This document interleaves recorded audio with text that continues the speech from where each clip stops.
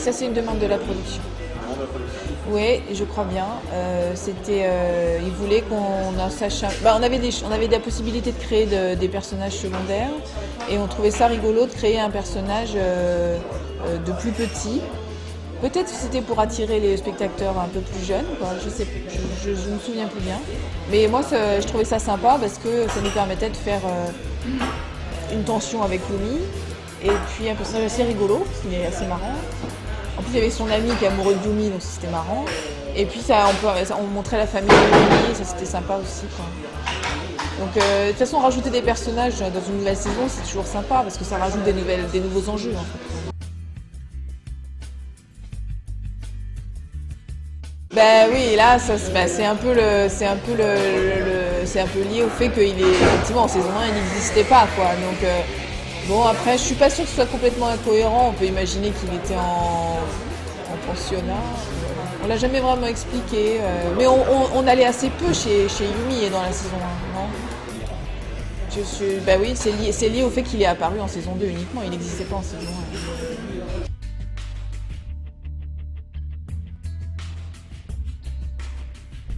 Eh ben, c'est parce qu'on voulait faire un épisode où il est un problème personnel et du coup il y avait cette histoire de vertige qui nous plaisait bien et du coup ça a installé le fait qu'il ait le vertige, sachant qu'il nous semblait pas que dans la saison 1 on le voit grimper en haut d'un arbre et tout, du coup ça nous semblait pas incohérent, quoi. Sachant qu'il n'a pas le vertige sur Code Lyoko.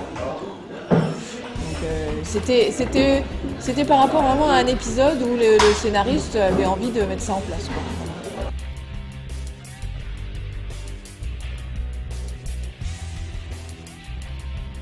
Mais ça, j'ai pas le droit d'y répondre. En fait,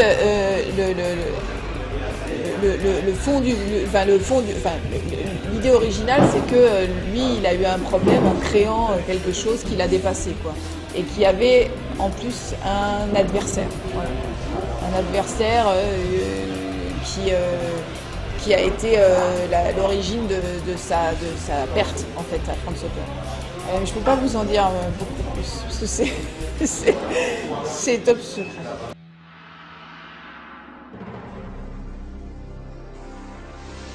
Ah, pas du tout. Non, ils ont pas voulu, en fait. Ça reste top secret alors que ça ne sortira jamais. Mais j'en sais rien, en fait, parce que je sais pas, on peut me demander d'un coup d'écrire les carnets secrets de Code Lyoko, j'en sais rien. Donc, c'est forcément cohérent avec tout ce qu'ils ont introduit. Non, c'est sûr, mais ça serait de la backstory de la saison dessin animé, donc ça pourrait toujours exister, en fait. Ça serait cohérent par rapport à la saison dessin animé. C'est-à-dire qu'en fait, sur la saison 5, ils ont fait des choix narratifs qui s'éloignent de la cohérence que nous, on avait installée.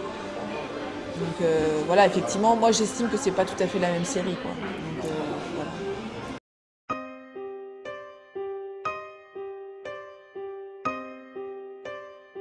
Mais je préférerais vous envoyer un texte dans ce cas-là. Mais parce qu'en fait, c'est assez complexe, hein. La backstory est complexe parce que c'est assez politique, en fait, hein. Le fond du problème est assez politique. Donc en fait, voilà, je peux même pas vous l'expliquer comme ça en 2 minutes, quoi, parce que c'est long. Mais il a un ennemi. Franz Hopper a un ennemi. Un ennemi scientifique. Oui. Mais qu'on ne voit pas dans les saisons là, mais c'est un ennemi dormant, on va dire, quoi.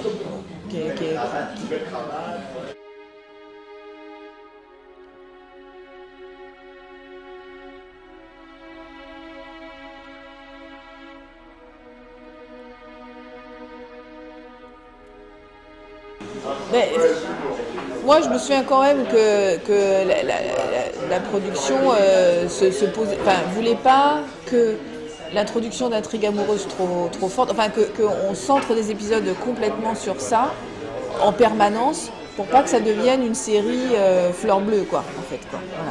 Voilà. Maintenant, je me souviens pas que ce soit une demande spécifique de la France ou des États-Unis. C'est juste que globalement, il y avait cette espèce de crainte comme ça globale que ça devienne trop fleur bleue.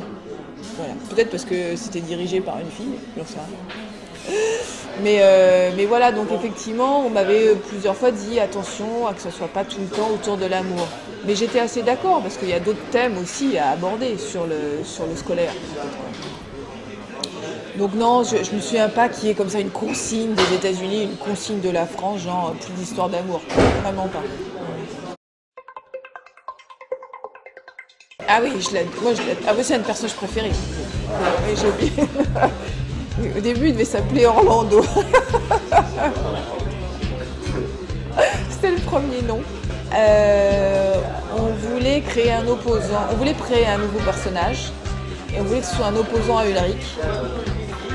Et rapidement, avec Jérôme, on a décidé que ça deviendrait un personnage qui allait être assez dark, quoi, en fait. On voulait un personnage marginal qui soit en opposition, un électron libre, qu'on puisse faire venir et faire partir. Et puis bon, quand on a eu cette idée de le faire passer du côté obscur, là c'était super.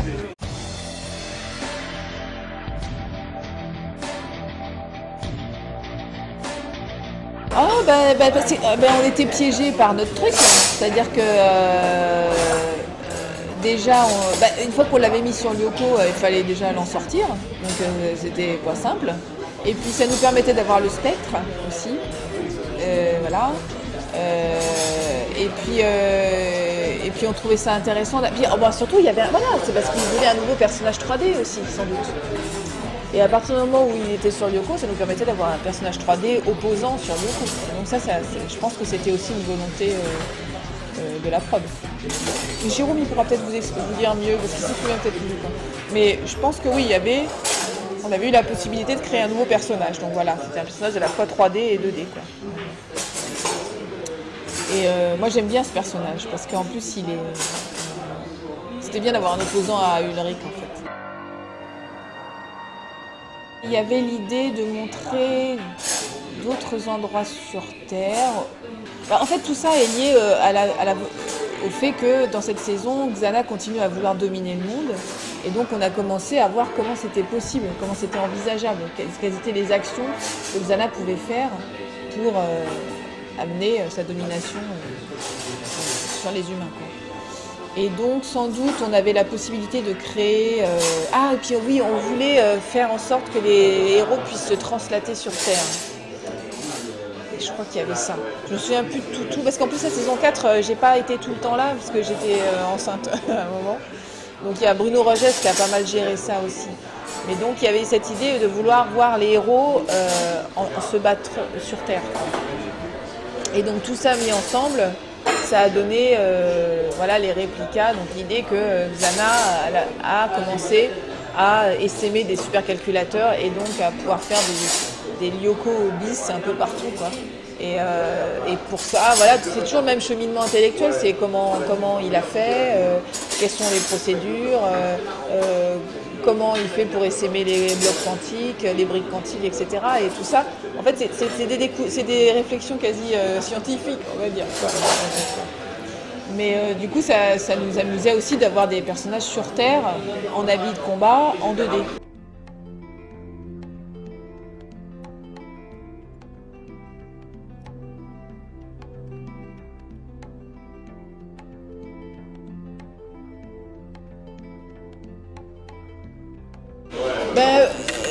Oui, peut-être que...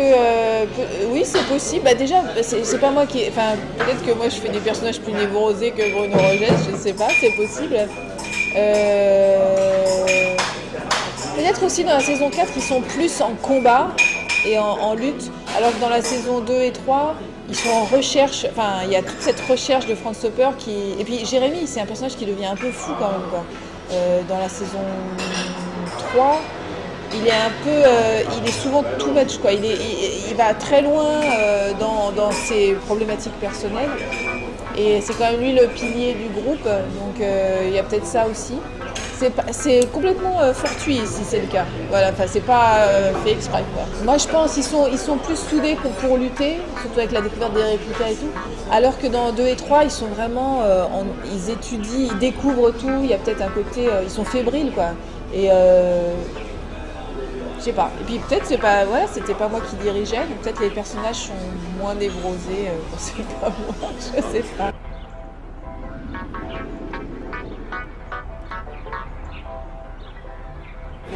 Ouais, mais c'est possible aussi, quoi. Ouais. Mais c'est pas je pense pas, enfin, je me souviens pas d'une volonté particulière, ou peut-être qu'il y a eu des consignes quand j'étais pas là sur faire des histoires un peu plus standards. Je sais pas. Franchement, je sais pas. Parce qu'il y a une partie, vraiment, j'étais moins présente en fait. Moi, j'ai repris la fin de la saison 4 parce que c'est moi qui ai géré les épisodes dans les réplicas.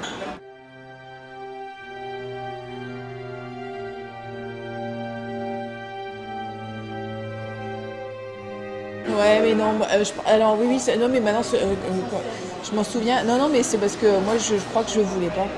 Je trouvais que c'était sympa d'avoir une fin technologique, en fait, et qu'on n'avait pas forcément envie de refaire un combat 3D encore, quoi. Et en fait, je crois qu'on préférait une fin qui soit autour de la... Parce que c'est quand même Jérémy le cœur du truc, hein.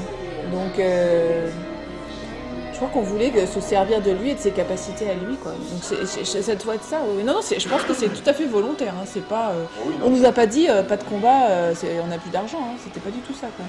Donc, et puis, parce que pour nous, vraiment, les deux ennemis qui s'affrontent, c'est Jérémy, en gros, Franz Hopper. D'une certaine façon, c'est lui, il a quelque part les mêmes capacités que Franz Hopper, quoi, ou presque. Et Xana, quoi. Donc en fait, c'était ça qu'il fallait résoudre, quoi. Et puis bon, enfin non, je sais pas, il me semble qu'il est bien cet épisode. Qui proteste, d'accord. Non mais en tout cas, il y a ce truc derrière. De Jérémy, c'est finalement lui c'est le cerveau, quoi. Donc c'est ça c'est de ça qu'il faut se servir, quoi.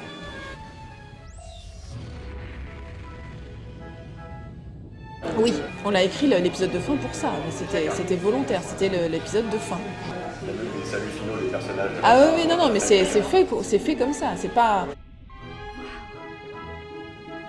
Je crois on avait sûrement entendu qu'il n'y aurait pas d'autres saisons. Nous, on avait suggéré avec Jérôme de faire une série en vue réelle, mais ça n'avait pas été suivi tout de suite, en fait. Et puis la chaîne ne voulait pas reconduire le contrat, enfin sans doute, quoi. Il n'y avait pas eu de suite tout de suite envisagée, en tout cas. Oui. Donc du coup, on a dit on va finir, et on nous a dit oui. Donc on a fini, quoi. Moi, je trouve que c'est bien. Ah mais non, mais nous, on était super contents de pouvoir finir une série, quoi. Ah ouais, c'est rare. C'est rare parce que déjà, on est rarement dans du semi-feuilletonnant. Donc, et puis souvent, sachant qu'on espère qu'il y aura une autre saison, on laisse un peu en suspens. Mais des fois, il n'y a pas d'autre saison, donc en fait, on finit pas la série, quoi. Mais là, bon, en plus, l'avantage avec Xana, c'est qu'on peut toujours le rallumer. Et alors, c'est ce qui se passe, quoi. Avec le supercalculateur, on peut toujours le rallumer. Donc, ça laisse une porte de sortie quand même. Mais bon, pour nous, c'était fini. Ils avaient arrêté d'être des super-héros, quoi. Oui, mais il a été un peu contesté, hein. On s'est un peu battu pour cet épisode parce que du coup c'était un épisode un peu contemplatif, il se passait pas grand chose, c'était assez nostalgique. C'est un épisode assez comme ça, auto-centré, avec une thématique un peu profonde et tout. Donc du coup c'était un épisode, les gens étaient un peu mitigés, quoi.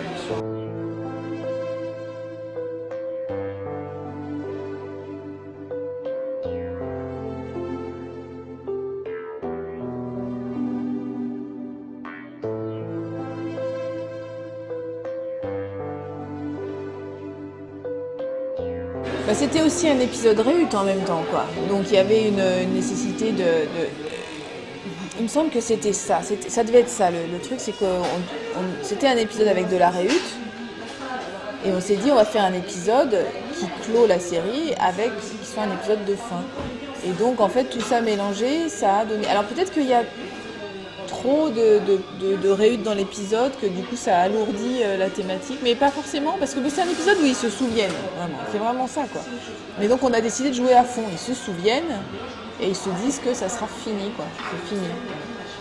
Mais bon, peut-être que voilà, c'est un épisode, oui, il est un peu marginal.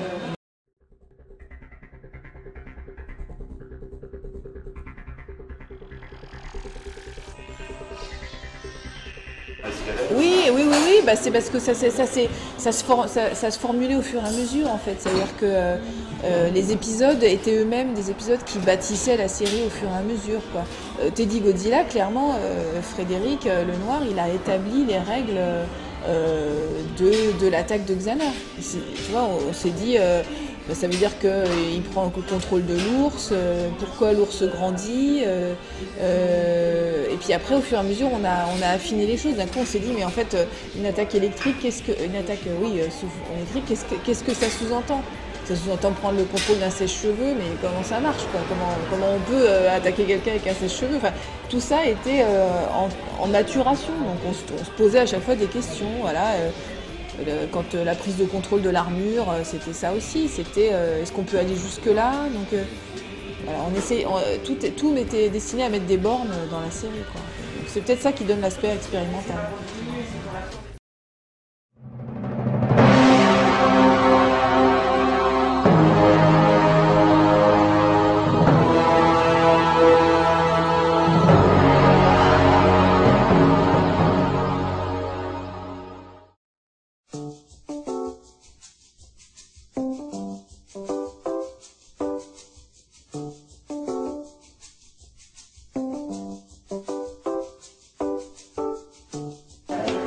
Ouais, mais en fait, ils ont pas pris la mesure des choses. Ça a été un peu lent à se mettre en place. En plus, la société pour laquelle on travaillait, Antefilm, a racheté une autre boîte qui s'appelait France Animation, elle est devenue Moonscoop. Et du coup, il y avait en même temps que saison 2 et 3, la fusion des deux boîtes, beaucoup de choses à faire. Donc ils n'ont pas pris la mesure des choses, je pense. C'est plus une histoire de production et de producteurs que de... Nous, on était pour, hein, évidemment. Et moi, j'avais envie de faire plein de choses autour de ça, mais bon, si on a participé au jeu, il y avait le jeu s'est mis en place. Ouais. Le jeu vidéo, le jeu électronique, enfin le jeu DS. Le DS. Ouais. Le jeu DS, on était impliqués un peu, enfin, surtout toi. Ouais, on était un peu impliqués, mais pas suffisamment. En fait, l'idée, c'est qu'on aurait pu être un peu plus producteur artistique de la chose, sachant qu'on maîtrisait quand même bien l'univers, et en fait, pour des raisons un peu politiques, un peu d'organisation interne, on a été un peu cantonné à la série, quoi. Voilà. Donc c'était un peu dommage, et par rapport aux produits dérivés, de fait, ils sont arrivés bien trop tard. Mais je pense qu'ils n'avaient pas pris tellement la mesure ni du succès, ni de ce que ça pouvait engendrer comme business supplémentaire, en fait. Ouais, je pense.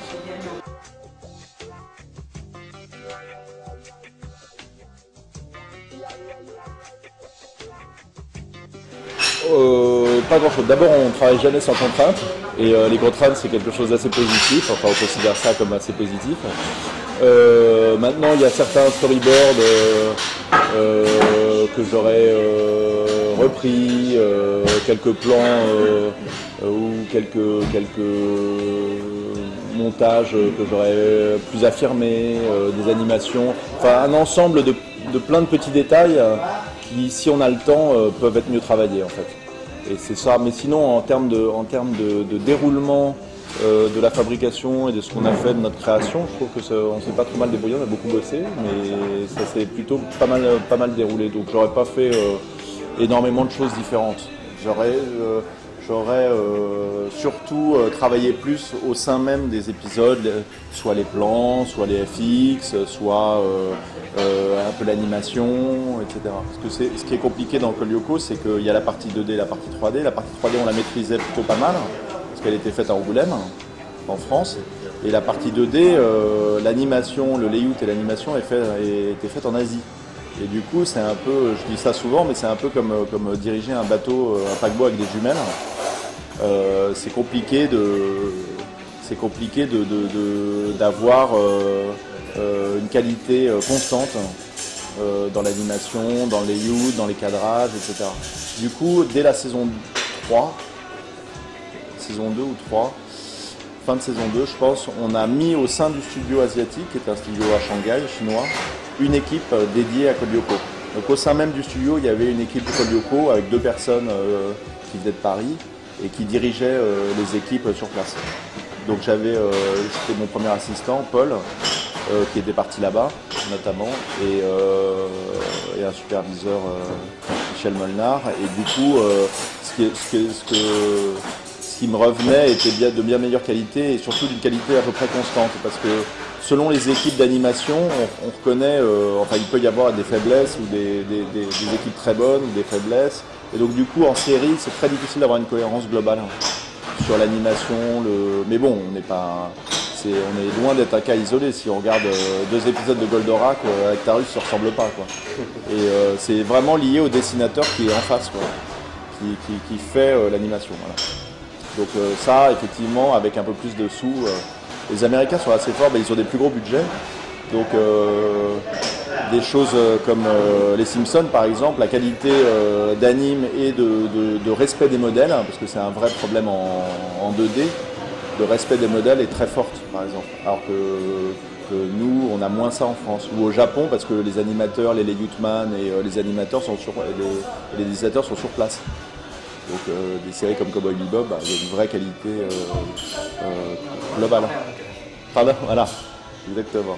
Cowboy Bebop, top, grande référence. Et donc du coup, voilà. Donc ça, mais sinon sur le déroulement à la fois des épisodes, des saisons et de la façon dont on a mené la chose, je pense qu'on était assez contents.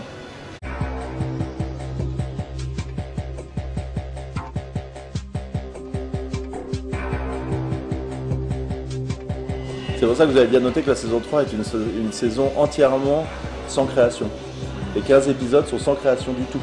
Du coup, c'était le deal, c'était ce qu'on avait négocié avec la production, enfin en accord et en collaboration avec la production, c'était de dire on va faire une saison de 15 épisodes sans création du tout, en réutilisant tout. D'où Sophie a inventé le super concept de détruire Lyoko et avec des réplicas, des territoires qui disparaissent. Et ce qui est quand même assez génial. Et ensuite, pouvoir se reporter dans la saison 4 beaucoup plus de décors à créer, de beaucoup plus de choses à faire. Donc on s'est servi de la production de la saison 3 pour la saison 4. Mais par exemple, dans la saison 4, on aurait dû avoir beaucoup plus de réplicas. On n'a pas eu, on avait des décors encore derrière sous le coude. Il y avait un réplica montagne qui était près d'un barrage, qui devait être assez beau. Voilà, c'était celui-là. Mais quand on fait un décor de base comme ça, c'est beaucoup de travail parce qu'il faut créer les intérieurs. À chaque fois qu'il y a un intérieur, en plus on est dans une... Il y avait plein de pièces, voilà. À chaque fois il y avait des combats, des cerfs, des araignées. Donc mise en scène réaliste, champ contre champ, donc ça fait toujours tout de suite de décors, etc. Donc les choses s'accumulent assez... Donc ça, effectivement, on aurait pu travailler encore plus. Si j'avais moins de contraintes, c'est des choses que j'aurais enrichies. Voilà, les réplicas et les bases... dans lequel les Lyoko guerriers se transmettent.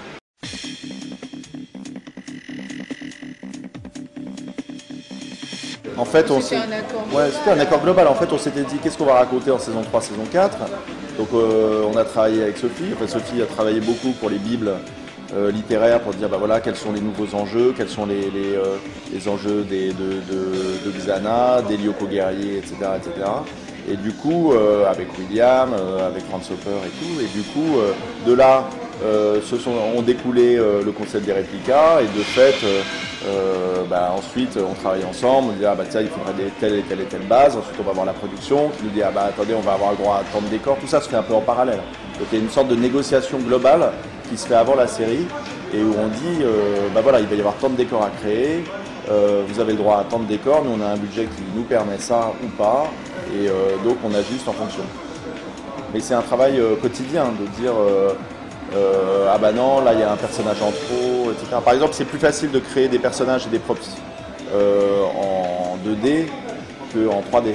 Parce qu'en 3D c'est très compliqué parce qu'une fois vous avez non seulement le dessin, le turn, les expressions, les posings, mais vous devez aussi faire la modélisation, le rig, le texturing, etc. Donc vous avez beaucoup d'étapes supplémentaires en 3D, ce qui fait qu'en 3D, la création est très compliquée. Donc il faut bien penser son truc. Voilà. Mais heureusement, on a bénéficié, ça je ne sais pas si vous êtes au courant, mais on a bénéficié des talents de le chef décor 3D, le chef déco 3D, celui qui a conçu le monde de Lyoko sur base de concepts qu'on lui avait fournis. Il s'appelle Éric Guillon, sais pas si vous en avez parlé, c'est le directeur artistique des films de Illumination, Moi Moche et Méchant, etc. Voilà.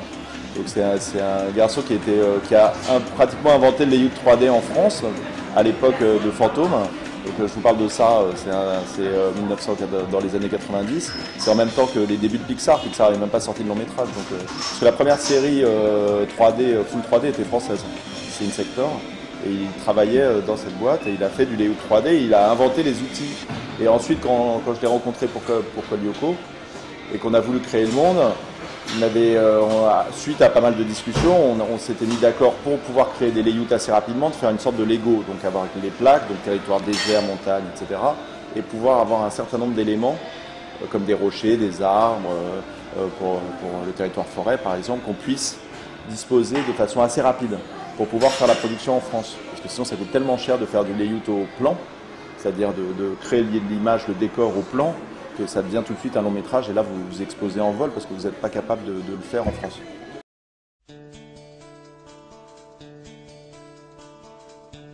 En fait, quand j'ai voulu revenir dans l'animation, j'ai trouvé une série sur laquelle j'ai commencé à travailler et 4 mois plus tard, j'ai dîné avec une amie qui était chez Antefilm, à qui j'ai dit bah voilà, ça y est, je suis un nouveau réalisateur, donc je suis très content. Et il cherchait un réalisateur pour, à l'époque, ce qui s'appelait Garage Kit. Et j'ai rencontré l'équipe. L'équipe d'Antefilm voulait renouveler, donc je leur dois une fière chandelle, mais ils voulaient renouveler un peu la génération des réalisateurs qui étaient dans les années 90. Et du coup, j'ai été sélectionné. Ça, c'était en juin 2002.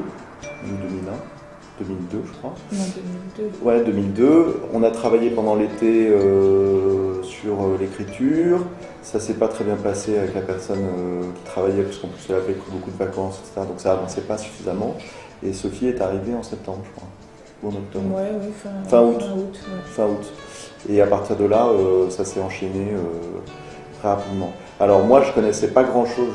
J'avais fait pas mal d'animes dans ma petite boîte, mais plus des courts-métrages, des choses comme ça. Et donc, heureusement, j'avais des copains via Dupuis, là dont je vous parlais, des copains dans l'animation qui m'ont expliqué vraiment comment se passait une animation de série, avec les rythmes que ça demandait, les métiers que ça impliquait, etc. Donc c'était juste ce que j'avais déjà fait, mais en beaucoup plus gros. Et donc du coup, je me suis entouré de gens compétents. Et voilà. Donc c'est via une amie que je me suis retrouvé chez Antefilm à faire Colyoko.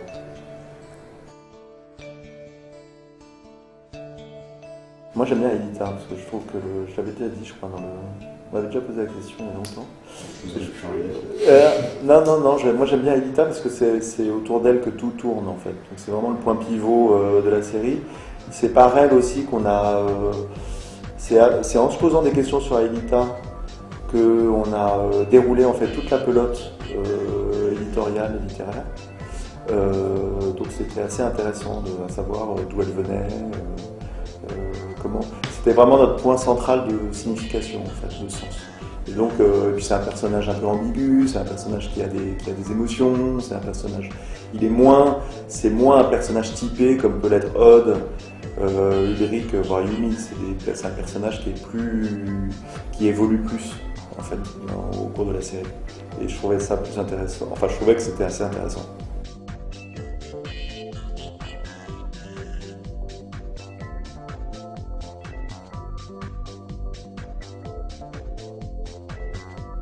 Non, c'est toujours à l'épisode. En revanche, à partir de la saison 2, j'avais des gens qui storyboardaient la 3D et des gens qui storyboardaient la 2D, tout ça en parallèle. Mais c'était toujours à l'épisode, basé sur le script et basé sur un travail qu'on faisait avec Sophie pour... Mais je pense que ça serait une mauvaise façon d'envisager la série que de faire des choses un peu comme si c'était des réutilisations. D'autant plus que c'est ce dont on parlait tout à l'heure, souvent la thématique de l'épisode avait des répercussions à la fois sur la 2D et sur la 3D. Et donc il y avait des fois, on essayait de faire que ce soit homogène tout ça au niveau de la thématique.